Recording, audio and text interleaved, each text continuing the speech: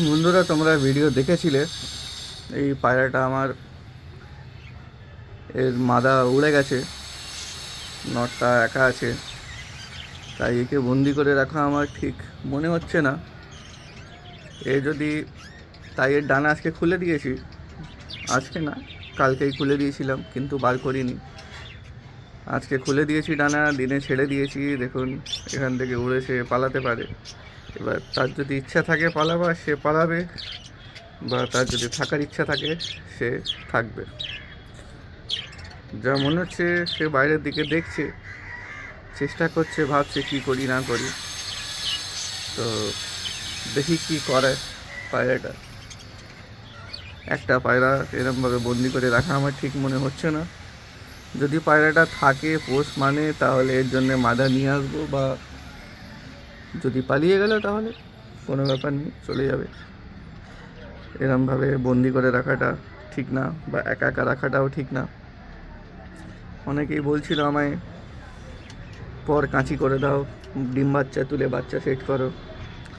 আসলে বাড়ির বারান্দা একটু সেট করাটা খুবই চাপের বিষয়। এই যে কারণ ছাদ হলে ওরা আকাশটা দেখতে পায়, বাড়ি চিনতে পারে। এখানে তো আর বারান্দা, তো বাড়ি চেনাটা একটু, চাইলেও যদি একবার বেরিয়ে পড়ে, চাইলে আসাটা খুব কঠিন হয়ে যায় এদের পক্ষে। দেখি কি করে পায়রাটা। এই পটি করেছে, দেখি কি মনে হয়।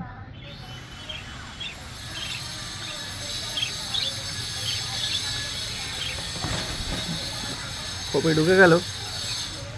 আপনাদের আবার বার করে দেখাচ্ছি, দেখেন। এ দেখেন পায়রাটার ডানা খোলা। পায়রাটাকে ছাড়ছি, পায়রাটা উড়ে কিন্তু দিয়ে খোপের দিকেই যাওয়ার চেষ্টা করছে।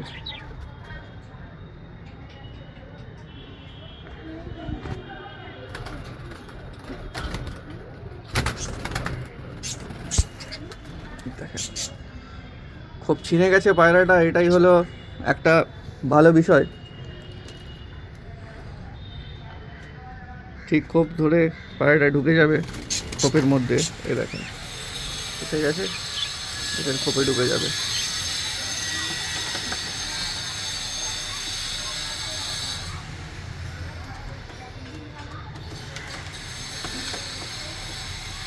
দেখেন ঢুকে গেছে।